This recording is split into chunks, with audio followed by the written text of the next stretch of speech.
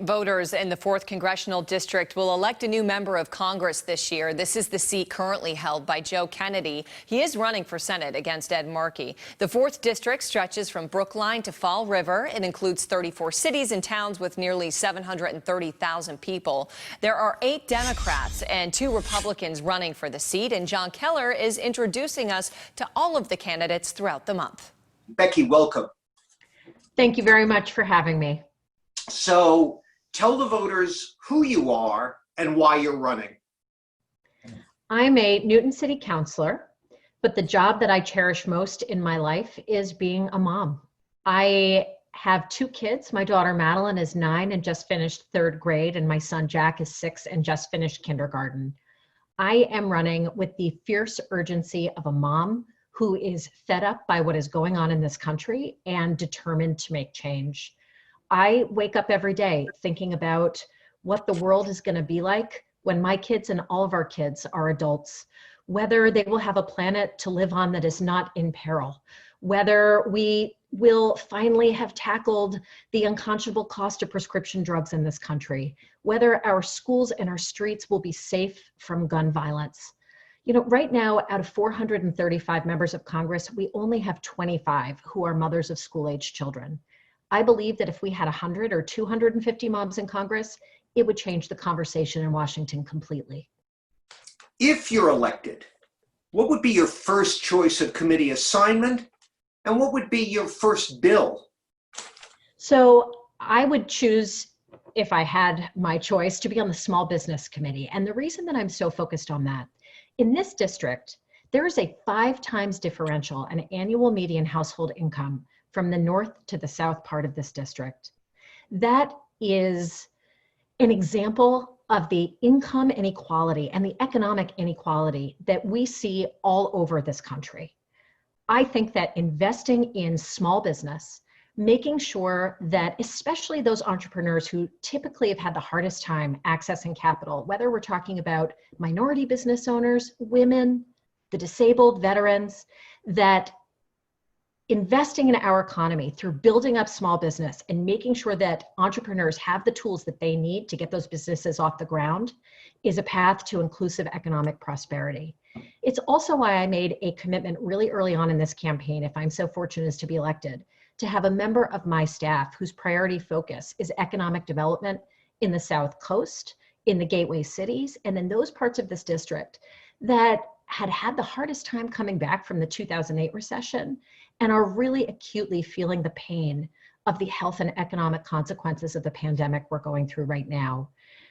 In terms of first bill and first priority, getting money out of politics. I mentioned earlier, taking on the NRA and keeping our kids safe at school and our communities safe from gun violence. To me, this is personal. In my son Jack's first days of kindergarten, I had to struggle to find the words to explain to him what it would mean to run in a zigzag pattern or find a quiet place to hide in his classroom if a shooter were to show up there. And we know how gun violence has, in particular, disproportionately affected communities of color and torn communities and families apart.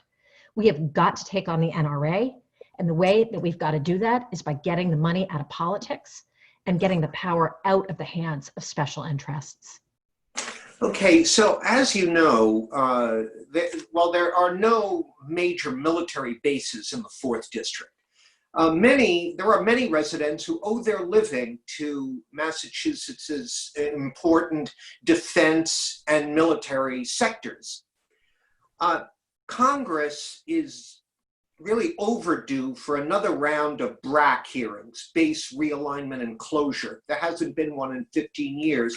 And there's talk that this next Congress, there may be another look at cutting or scaling down or consolidating military bases. Could you ever see yourself voting for changes through a BRAC that would cost jobs in the 4th? Well, I think that we need a close examination of funds. And, jobs in the 4th, of course, is a really big focus for me. And earlier, we were just talking about how very real that is throughout this district.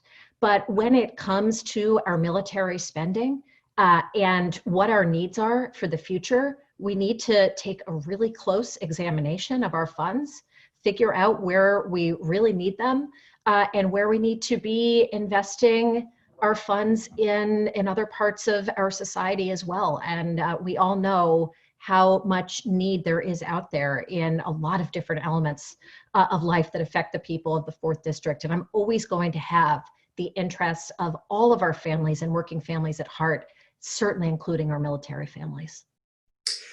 There's been a lot of talk lately about, quote unquote, defunding the police. Do you think that's a good idea?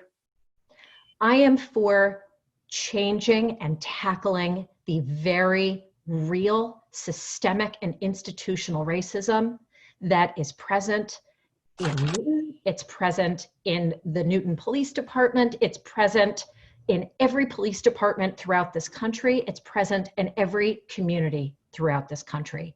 And if taking money out of the hands of police departments and investing it in other parts of our community is going to affect and really make that change happen, then yes, I'm for it. I'm proud to have voted in Newton on the city council in my capacity on 2 separate occasions actually voted for this, to take funds out of our police department to fund a task force, which is going to be looking bottom to top at how we conduct public safety in our community and think about what a public safety system of the future that not only makes people actually safe, but also feel safe, what that looks like and what that means.